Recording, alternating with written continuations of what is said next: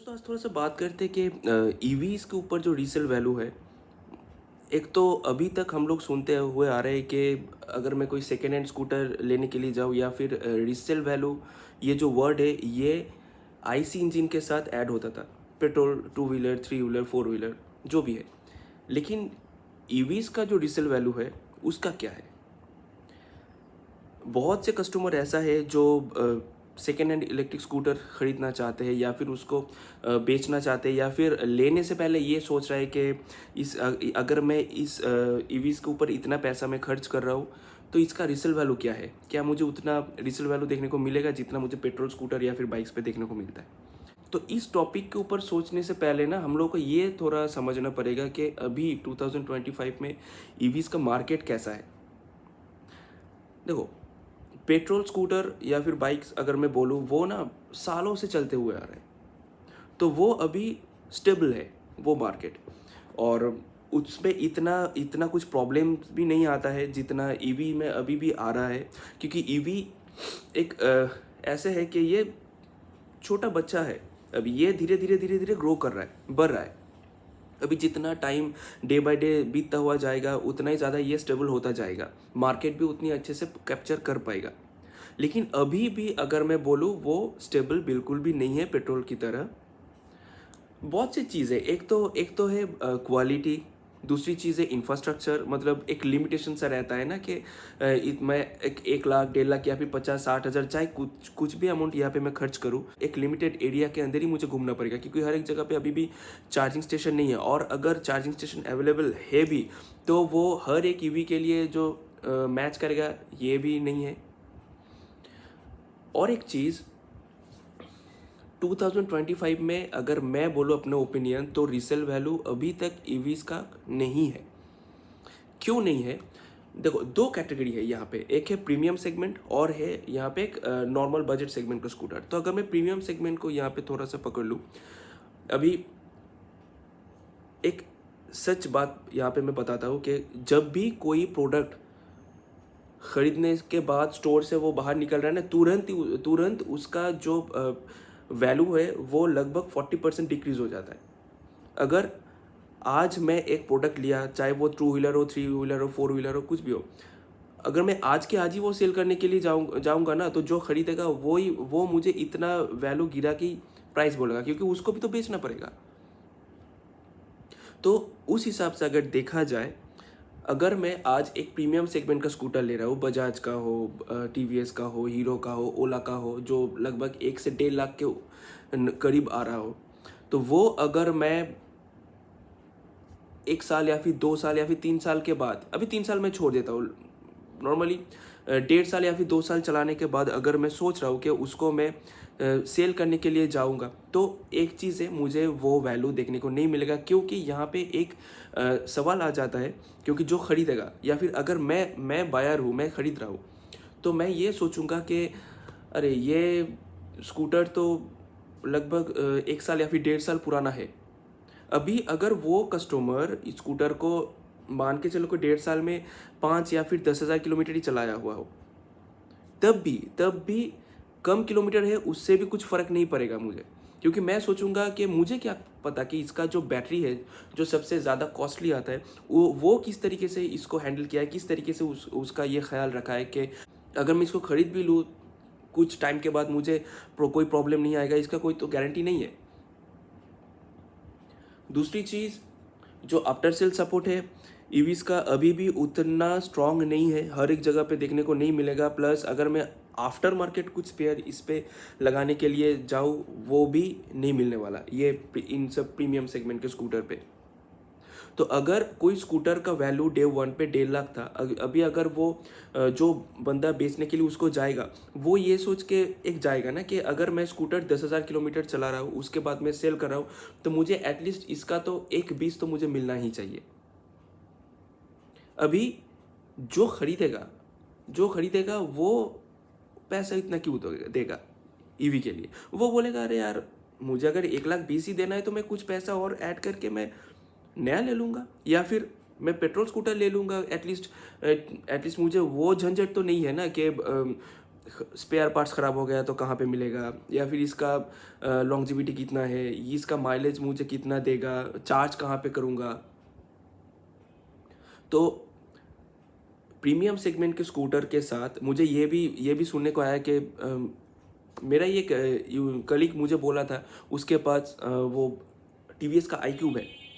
वो बोल रहा था कि मैं इसको लगभग दो साल होने को आ रहा है, वो 15,000 किलोमीटर चला चुका है। वो बोल रहा है कि अभी मैं इसको सेल करने के लिए जा रहा हूँ, लेकिन मुझे उतना अच्छा पैसा नहीं मिल रहा है। उसको मैक्स टू मैक्स ऑफर कर रहा है 75,000। वो बोल रहा है इतना कम पैसा दे के मैं क्यों क्यों सेल करूँगा। अभी वो सोच रहा है अपने तरीके से, लेकिन वो जो लेगा वो भी तो सोचेगा ना कि इसका बैटरी 20,000 किलोमीटर चल चुका है, मतलब मैं और इसको कितना ही झेल पाऊँगा, कितना ले पाऊँगा, या फिर चाहे कितना भी अच्छे तरीके से वो कस्टमर यूज़ किया हो, लेकिन मुझे मुझे कैसे पता। तो अगर आप ऐसे सोच रहे हो कि इलेक्ट्रिक स्कूटर एक अच्छे खासे प्राइस पे लेने के बाद 1.5 साल 2 साल के बाद आप उसको रीसेल करने के लिए जाओगे, या फिर 1 साल के बाद ही रीसेल करने के लिए जाओगे, किलोमीटर कम चला हुआ है उससे कुछ फ़र्क नहीं पड़ेगा, प्राइस आपको तब भी उतना अच्छा नहीं मिलेगा। लेकिन अगर वहाँ पे किलोमीटर ज़्यादा हो गया देन तो डेफिनेटली आपको मिलने नहीं वाला प्राइस। तो इसलिए यहाँ पे सिर्फ और सिर्फ एथर ही है जो मतलब थोड़ा सा रीसेल वैल्यू ऑफर कर रहा है अपने प्रोडक्ट पे, कि आप उसका 8 साल का वारंटी एक्सटेंड करवा लो, देन आप 3 साल के अंदर आप अगर स्कूटर को सेल करने के लिए जा रहे हो या फिर एक्सचेंज करने के लिए जा रहे हो उनके किसी प्रोडक्ट के साथ, तो आपको वहाँ पे 60% तक गारंटीड रीसेल वैल्यू मिलेगा। लेकिन वहाँ पे जो कंडीशन है वो अच्छा होना चाहिए। और सेम चीज़ अगर वो 4 साल से ज़्यादा पुराना हो तो वहाँ पे 50% तक आपको रीसेल वैल्यू ऑफर कर रहा है एथर। वही सेम चीज़ है कि वहाँ पे बैटरी का कंडीशन, गाड़ी का कंडीशन एकदम अच्छा होना चाहिए। प्लस कुछ किलोमीटर्स का भी वहाँ पे लिमिटेशन से मुझे उतना भी याद नहीं आ रहा है, लेकिन आप एक बार उनके साइट पे जाओगे तो वहाँ पे शो हो जाएगा। लेकिन वही है ना कि अगर आप दूसरे किसी ब्रांड्स का वहाँ पे रीसेल करने के लिए जाओगे, आपको उतना प्राइस तो देखने को बिल्कुल भी नहीं मिलने वाला है एटलीस्ट 2025 पे, क्योंकि बहुत से स्कूटर में भी अभी भी प्रॉब्लम आ रहा है। अभी ये ऐसा मार्केट है ना, एक कंपनी में अगर फॉल्ट आ गया तो उसका इम्पैक्ट बाकी सब कंपनीज में भी पड़ेगा। कैसे, अभी अभी सर्विस का बात अगर हो रहा है तो सबके दिमाग में ओला का ही नाम फर्स्ट आएगा, क्योंकि ओला का आफ्टर सेल सपोर्ट बहुत ही ख़राब है। अभी वही चीज़, वही ब्रांड का जो ये ख़राब रेपुटेशन है ना, वो इम्पैक्ट फैलेगा बाकी बाकी सब ब्रांड्स के ऊपर। लाइक अरे ये अगर मैं ये टीवीएस का स्कूटर ले रहा हूँ, ख़रीद रहा हूँ उस बंदे से सेकेंड हैंड, या फिर बजाज का ले रहा हूँ, ओला का तो इतना देख रहा हूँ service centre day by day ख़राब होता ही जा रहा है। क्या पता इसका क्या हाल है, मे बी उसमें भी कुछ प्रॉब्लम है तभी वो आके मुझे सेल कर रहा है। और ईवी इसका स्पेयर पार्ट्स है ना, इतना सस्ता नहीं है, इतना अफोर्डेबल नहीं है, बहुत महंगा आता है। तो ये था प्रीमियम सेगमेंट के स्कूटर का कुछ प्रॉब्लम। रीसेल वैल्यू आपको अभी के लिए 2025 पे बिल्कुल भी नहीं मिलने वाला।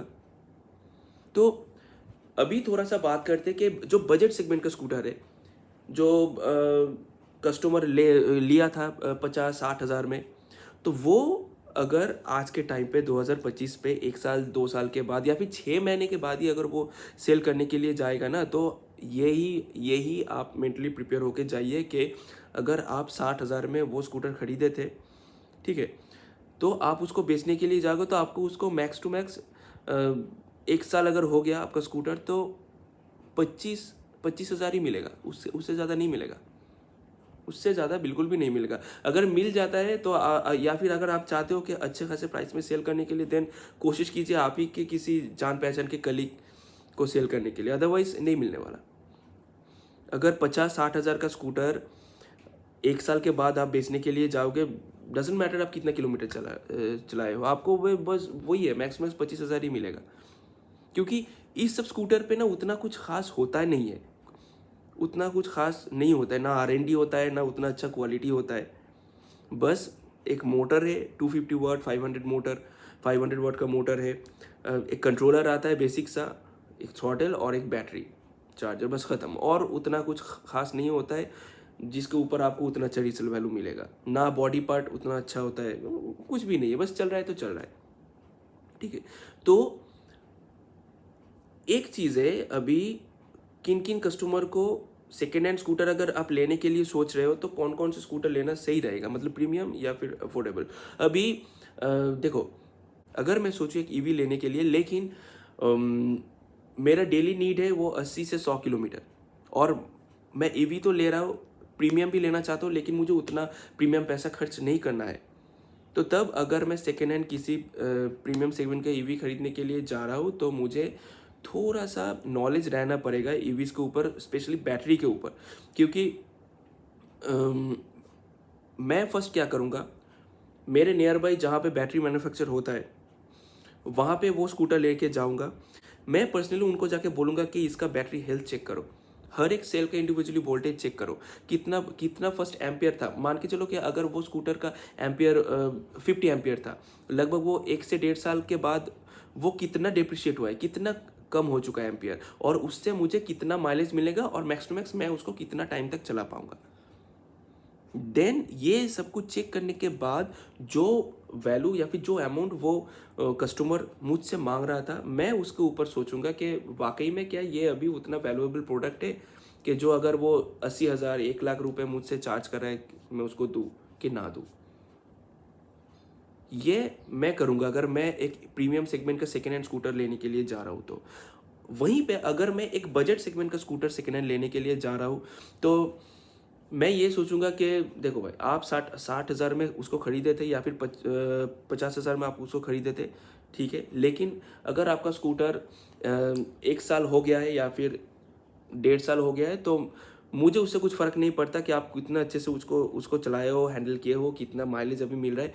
मैं तो बैटरी का पैसा पूरा यहाँ पे लेस कर दूंगा। मुझे भरोसा नहीं है कि वो बैटरी कितना अच्छा चलेगा, क्योंकि इस सेगमेंट पे उतना अच्छी क्वालिटी का बैटरी ऑफर करना पॉसिबल नहीं है कोई भी कंपनी के लिए। तो मैं उस प्रोडक्ट पे इस तरीके से मैं डील करूँगा कि मैं एक विदाउट बैटरी वाला स्कूटर ले रहा हूँ, जो कि आज के टाइम पे उसका कॉस्ट है लगभग 20,000 या फिर 22,000 मैक्स टू मैक्स, उससे ज़्यादा नहीं। मैं वही सोचूंगा कि वो स्कूटर मैं ले रहा हूँ, मुझे एक पैसा इन्वेस्ट करके रखना पड़ेगा ताकि इसका बैटरी कुछ ही महीनों के बाद मुझे फिर से चेंज करना पड़ेगा। तो बजट सेगमेंट का स्कूटर अगर मैं ले रहा हूँ तो मुझे बैटरी का पैसा बिल्कुल भी नहीं देना है, बस मैं स्कूटर का पैसा दूंगा जो मैक्स टू मैक्स 20 से 22 हज़ार रुपये। देन जब वो बैटरी ख़राब हो रहा है मैं एक दूसरा बैटरी वहाँ पे डाल के मैं उसको यूज़ कर रहा हूँ। लेकिन अगर आप लोग ईवी इसका सेकेंड हैंड लेने के लिए सोच रहे हो ना, तो मैं बोलूँगा थोड़ा सा नॉलेज होना तो आप लोगों को ज़रूरी है। बाकी सब कुछ, बाकी जो पार्ट्स है वो सब कुछ छोड़ दो, सिर्फ और सिर्फ बैटरी के ऊपर नॉलेज होना थोड़ा ज़रूरी है कि तुरंत ही आप मत ले लीजिए, चाहे वो कितना ही जान पहचान वाला हो, कितना ही अच्छा आपका दोस्त है। आप उसको ज़रूर किसी नज़दीक स्टोर पे लेके जाओ, या फिर मैं बोलूँगा स्टोर छोड़ दो जहाँ पे सिर्फ और सिर्फ बैटरी मैन्युफैक्चर होता है, उधर ही लेके जाओ। जाके वहाँ पे उसका बैटरी को निकाल के प्रॉपर तरीके से उसको चेक करो कि इसका एम्पियर डे 1 पे कितना था, और इतना किलोमीटर चलाने के बाद या फिर इतना पुराना हो चुका है तब इसका डिप्रिशिएट होके अभी कितना बचा हुआ है, और उससे कितना माइलेज मुझे मैक्स टू मैक्स मिलेगा और कितने टाइम तक ये चलेगा। क्योंकि बजट सेगमेंट का बैटरी आपको 15,000 में भी मिल जाएगा लिथियम। वहीं पे एक प्रीमियम सेगमेंट का बैटरी अगर आप नया खरीदने के लिए जाओगे, अब बेफिक्र होके जाओ कि आपको आराम से 60 से 70 हज़ार रुपये खर्च करना पड़ेगा ही पड़ेगा। तो थोड़ा सा इन सब चीज़ों का ख्याल रखें। मैं अभी भी बोल रहा हूँ 2025 में ईवीज का रीसेल वैल्यू ना के बराबर ही है, अभी भी नहीं है रीसेल वैल्यू जितना पेट्रोल स्कूटर पे है। क्योंकि क्योंकि पेट्रोल स्कूटर सालों से चल रहा है, 60-70 साल पुराना कंपनी हो चुका है सब, तब जाके वो आज के टाइम पे स्टेबल हुआ है। लेकिन फिर भी उस पर थोड़ा बहुत प्रॉब्लम आता है, लेकिन उसका स्पेयर पार्ट्स भी आपको उतना कम प्राइस में अवेलेबल दिखाई देगा।